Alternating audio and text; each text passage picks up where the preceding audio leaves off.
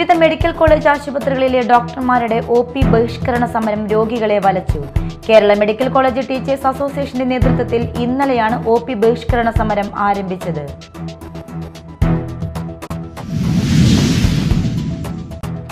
ദേശീയപാത 66 നിർമ്മിക്കുന്ന കോട്ടപ്പുറം വി.പി. തുരുത്ത് പാലത്തിന്റെ പില്ലറുകളിൽ 2 എണ്ണം താഴേക്കിരുന്നതിൽ സ്ഥിരീകരണം. മുകൾ ഭാഗത്ത് നടന്നുവരുന്ന കോൺക്രീറ്റിംഗ് അടിയന്തരമായി നിർത്തിവെച്ചു.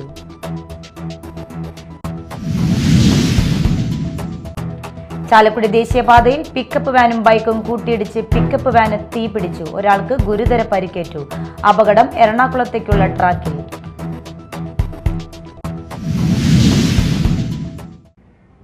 നമസ്കാരം, ന്യൂസ് റൗണ്ടപ്പിലേക്ക് സ്വാഗതം. വിശദമായ വാർത്തകൾ നോക്കാം. വിവിധ മെഡിക്കൽ കോളേജ് ആശുപത്രികളിലെ ഡോക്ടർമാരുടെ ഒ.പി. ബഹിഷ്കരണ സമരം രോഗികളെ വലച്ചു. കേരള മെഡിക്കൽ കോളേജ് ടീച്ചേഴ്സ് അസോസിയേഷന്റെ നേതൃത്വത്തിൽ ഇന്നലെയാണ് ഒ.പി. ബഹിഷ്കരണ സമരം ആരംഭിച്ചത്. ആവശ്യങ്ങൾ അംഗീകരിച്ചില്ലെങ്കിൽ ഈ മാസം 9 മുതൽ ശസ്ത്രക്രിയകളും മറ്റ് ചികിത്സകളും നിർത്തിവെക്കുമെന്നും 11 മുതൽ പരീക്ഷാ ജോലികൾ ബഹിഷ്കരിക്കുമെന്നും KGMCTA ഭാരവാഹികൾ അറിയിച്ചു. ഹൗസ് സർജൻമാരും കരാറടിസ്ഥാനത്തിൽ ജോലി ചെയ്യുന്ന ജൂനിയർ ഡോക്ടർമാരും ഒ.പിയിൽ പരിശോധന നടത്തിയിരുന്നു. എങ്കിലും മുതിർന്ന ഡോക്ടർമാർ ഇല്ലാത്തതിനാൽ ഒ.പി ടിക്കറ്റ് എടുത്ത ശേഷം രോഗികൾ പലരും മടങ്ങിയെന്ന് ഇ-ഹെൽത്ത് പോർട്ടലിലെ കണക്കുകൾ സൂചിപ്പിക്കുന്നു. വിവിധ ആവശ്യങ്ങൾ ഉന്നയിച്ച് മെഡിക്കൽ കോളേജുകളിലെ ഡോക്ടർമാർ ഏറെ നാളായി സമരരംഗത്താണ്. മെഡിക്കൽ വിദ്യാർത്ഥികളുടെ ക്ലാസുകൾ മുടങ്ങിയിട്ട് ഒരാഴ്ചയിലേറെയായി. ഒ.പിയും അടിയന്തര ചികിത്സയും ശസ്ത്രക്രിയയും ഒഴികെയുള്ള സേവനങ്ങളും അധ്യാപനവും ബഹിഷ്കരിച്ചായിരുന്നു ഇതുവരെ സമരം. ഇന്നലെ മുതൽ ഒ.പി ബഹിഷ്കരണം ആരംഭിച്ചു. ആവശ്യങ്ങൾ അംഗീകരിച്ചില്ലെങ്കിൽ ഈ മാസം 9 മുതൽ ശസ്ത്രക്രിയകളും മറ്റു ചികിത്സകളും നിർത്തിവെക്കുമെന്നും 11 മുതൽ പരീക്ഷാ ജോലികൾ ബഹിഷ്കരിക്കുമെന്നും KGMCTA ഭാരവാഹികൾ അറിയിച്ചു.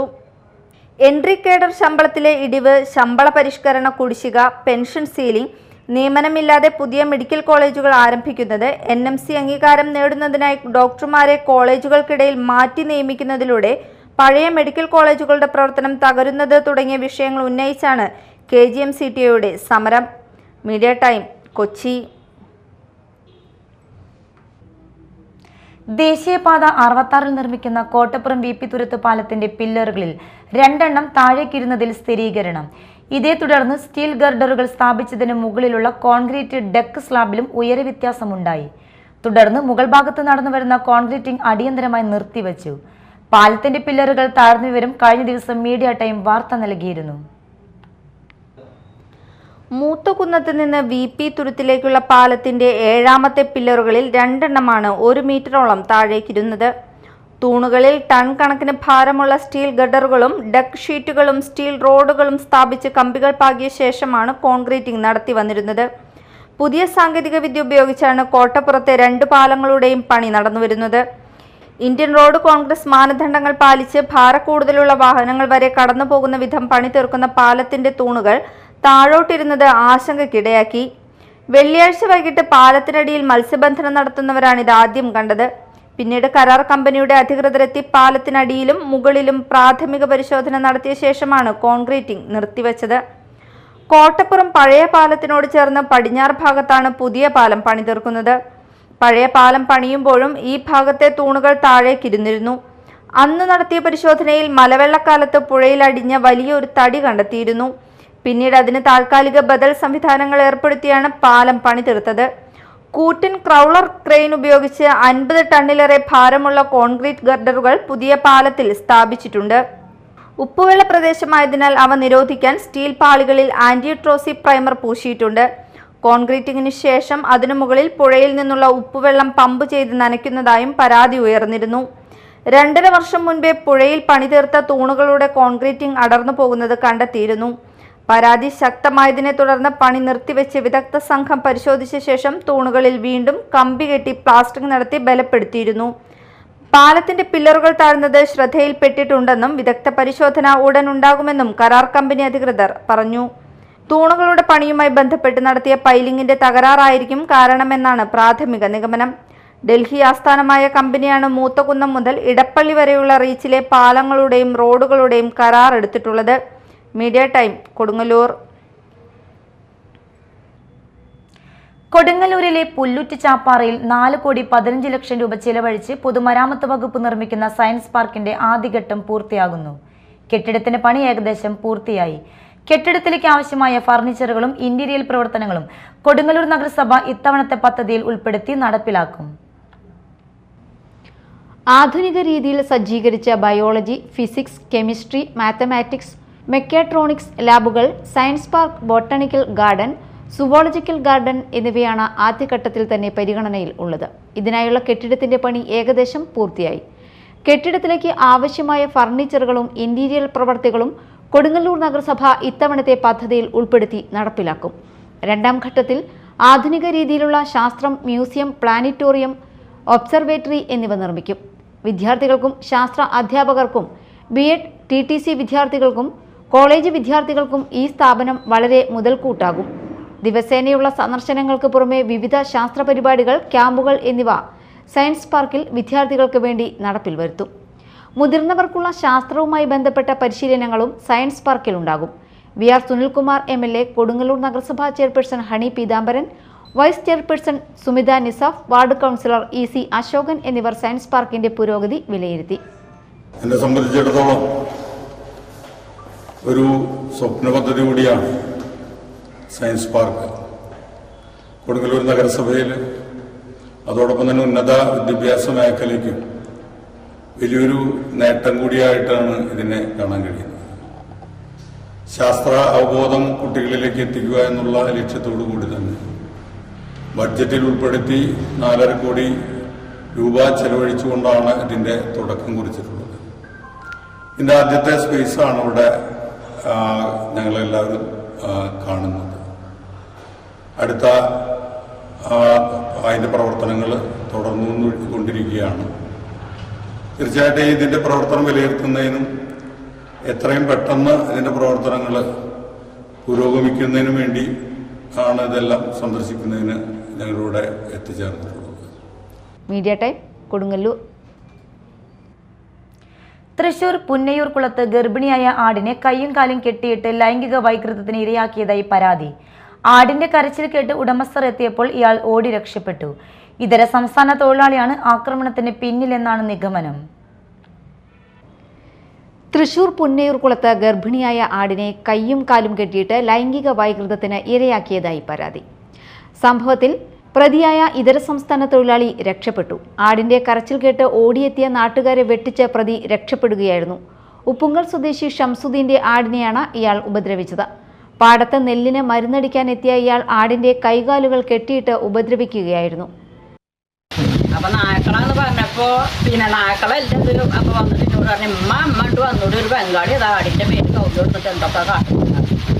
അങ്ങനെ ഞാൻ ഇറങ്ങിയിട്ട് ഓടി. അപ്പോൾക്ക് ഇതിനെ വിളിപ്പിച്ച് അവനങ്ങോട്ട് വരുമ്പോൾക്ക് ബംഗാളി ഓടലില്ല. ഞാൻ ചെന്നിട്ട് അവൻ അത്ര ഇതിൽ ഓടിയില്ല.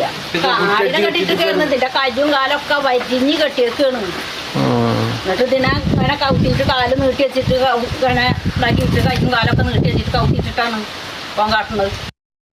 Media time, Thrissur. ഗുരുവായൂർ ക്ഷേത്രത്തിൽ ദർശനം സുഗമമാക്കുന്നതിനായി ഫേസ് ആപ്പ് സംവിധാനം നടപ്പാക്കും. ക്ഷേത്രത്തിന് സമീപത്ത് 12 ഇടങ്ങളിൽ ഫേസ് ആപ്പ് സിസ്റ്റം സ്ഥാപിക്കും. ക്ഷേത്രത്തിൽ വിപുലമായ ക്യൂ കോംപ്ലക്സ് സംവിധാനം വരുന്നതുവരെയാണ് ഫേസ് ആപ്പ് സംവിധാനം നിലനിൽക്കുക. ഫേസ് ആപ്പ് സംവിധാനം ഉടൻ നടപ്പാക്കുമെന്നും ക്ഷേത്രം അഡ്മിനിസ്ട്രേറ്റർ പറഞ്ഞു.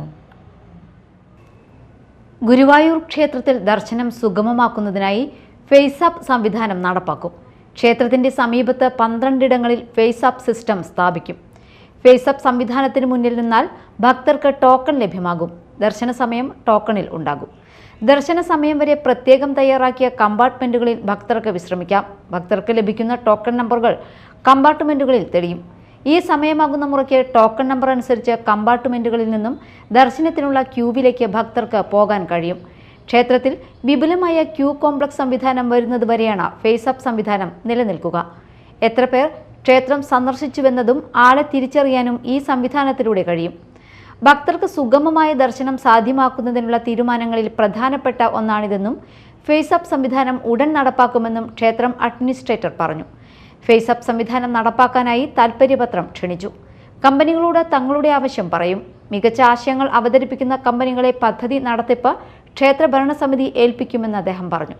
കാത്തിരിപ്പ് സ്ഥലത്തായി ഗുരുവായൂരപ്പന്റെ ചരിത്രം, ആളുകളുടെ അനുഭവങ്ങൾ തുടങ്ങിയവ ഉൾപ്പെടുന്ന ഡോക്യുമെന്ററികൾ പ്രദർശിപ്പിക്കും.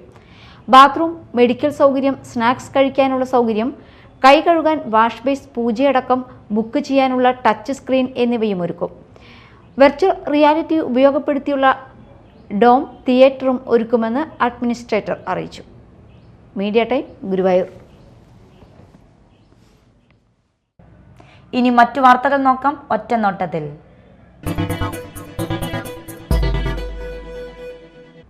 ചാലക്കുടി ദേശീയപാതയിൽ പിക്കപ്പ് വാനും ബൈക്കും കൂട്ടിയിടിച്ച് പിക്കപ്പ് വാന് തീപിടിച്ചു. ഒരാൾക്ക് ഗുരുതര പരിക്കേറ്റു. ചാലക്കുടിയിൽ നിന്നും കൊരട്ടി ഭാഗത്തേക്ക് പോയിരുന്ന ബൈക്കും അതേ ദിശയിൽ പോയിരുന്ന പിക്കപ്പ് വാനുമാണ് കൂട്ടിയിടിച്ചത്. ചാലക്കുടി പുഴയുടെ പാലത്തിന് സമീപം ചൊവ്വാഴ്ച വൈകിട്ട് 3:45 എറണാകുളത്തേക്കുള്ള ട്രാക്കിലായിരുന്നു അപകടം. കൊരട്ടിയിൽ 50,000 രൂപയുടെ ചെമ്പ് ഓട്ടുപാത്രങ്ങൾ മോഷ്ടിച്ച കേസിൽ പശ്ചിമ ബംഗാൾ സ്വദേശികളായ 3 പ്രതികൾ റിമാൻഡിൽ. മുർഷിദാബാദ് സ്വദേശികളായ സുജോൺ, ഷാൽത്തു, പശ്ചിമ ബംഗാൾ കൊൽക്കത്ത സ്വദേശി മീസാൻ എന്നിവരെയാണ് പോലീസ് പിടികൂടിയത്. കഴിഞ്ഞ ജനുവരി 28, ഫെബ്രുവരി 1 തീയതികളിൽ വീട്ടിൽ ആളില്ലാത്ത സമയത്താണ് മോഷണം നടന്നത്. രത്നമോഹനും കുടുംബവും താമസിക്കുന്ന വീടിന്റെ ഓട് പൊളിച്ച് അകത്ത് കടന്ന പ്രതികൾ വീട്ടിൽ സൂക്ഷിച്ചിരുന്ന ഏകദേശം 50,000 രൂപയോളം വിലമതിക്കുന്ന ചെമ്പുപാത്രങ്ങളും ഓട്ടുപാത്രങ്ങളുമാണ് കവർന്നത്. തൃശൂർ ശക്തൻ മത്സ്യമാംസ മാർക്കറ്റിലെ 2 കടകളിൽ മോഷണം. 60,000 രൂപയും 2 മൊബൈൽ ഫോണും മോഷ്ടാക്കൾ കവർന്നു. താറാവ്, കാട ഇറച്ചി വിൽപ്പന കടയിലാണ് പട്ടാപ്പകൽ മോഷണം നടന്നത്. മോഷണത്തിന്റെ CCTV ദൃശ്യങ്ങൾ പുറത്തു വന്നു. LDF പാർലമെന്ററി പാർട്ടിയുടെ നേതൃത്വത്തിൽ കേന്ദ്ര ബഡ്ജറ്റിലെ അവഗണനയ്ക്കെതിരെ കൊരട്ടി ഗ്രാമപഞ്ചായത്ത് ഓഫീസിന് മുമ്പിൽ കരിദിനം ആചരിച്ചു. KC Jayaraj, GC Paul, ശ്രീമ Sajeev, mini Nelson തുടങ്ങിയവർ പ്രസംഗിച്ചു. നമ്മൾ വലിയ പ്രതീക്ഷയോടുകൂടിയാണ് കേന്ദ്ര ബഡ്ജറ്റിനെ മലയാളികളെമ്പാടും നോക്കിക്കണ്ടത്. പക്ഷേ തീർത്തും നിരാശാജനകമായി ഇന്ത്യയുടെ ഭൂപടത്തിനകത്ത് കേരളമുണ്ടോ എന്ന് ചോദ്യം ചെയ്യപ്പെടുന്ന രീതിയിലാണ് കേന്ദ്ര ബഡ്ജറ്റ് ബഹുമാനപ്പെട്ട നിർമ്മലാ സീതാരാമൻ അവതരിപ്പിച്ചത്. ഈ ബഡ്ജറ്റ് അവതരിപ്പിക്കുന്നതിന് മുമ്പ് എല്ലാ മുഖ്യമന്ത്രിമാരുമായി കൂടിയാലോചന നടത്തുകയും കേരളം 29 നിർദ്ദേശങ്ങളാണ് കേന്ദ്ര ബഹുമാനപ്പെട്ട നിർമ്മലാ സീതാരാമൻ നൽകി കേരളത്തിന് വേണ്ടി നിവേദനമായി കൊടുത്തത്. 29 ആവശ്യങ്ങളിൽ ഒന്നുപോലും പരിഗണിച്ചില്ല. ഒരുപക്ഷെ ഈ കേരളത്തോടൊപ്പം കൊരട്ടിയും വലിയ പ്രതീക്ഷയോടെയായിരുന്നു. പ്രധാന വാർത്തകൾ ഒരിക്കൽ കൂടി. വിവിധ മെഡിക്കൽ കോളേജ് ആശുപത്രികളിലെ ഡോക്ടർമാരുടെ OP ബഹിഷ്കരണ സമരം രോഗികളെ വലച്ചു. കേരള മെഡിക്കൽ കോളേജ് ടീച്ചേഴ്സ് അസോസിയേഷന്റെ നേതൃത്വത്തിൽ ഇന്നലെയാണ് OP ബഹിഷ്കരണ സമരം ആരംഭിച്ചത്.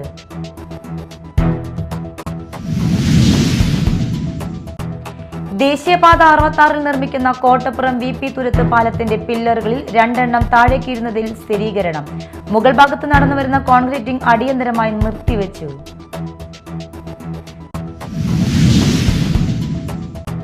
ചാലക്കുടി ദേശീയപാതയിൽ പിക്കപ്പ് വാനും ബൈക്കും കൂട്ടിയിടിച്ച് പിക്കപ്പ് വാന് തീപിടിച്ചു. ഒരാൾക്ക് ഗുരുതര പരിക്കേറ്റു. അപകടം എറണാകുളത്തേക്കുള്ള ട്രാക്കിൽ.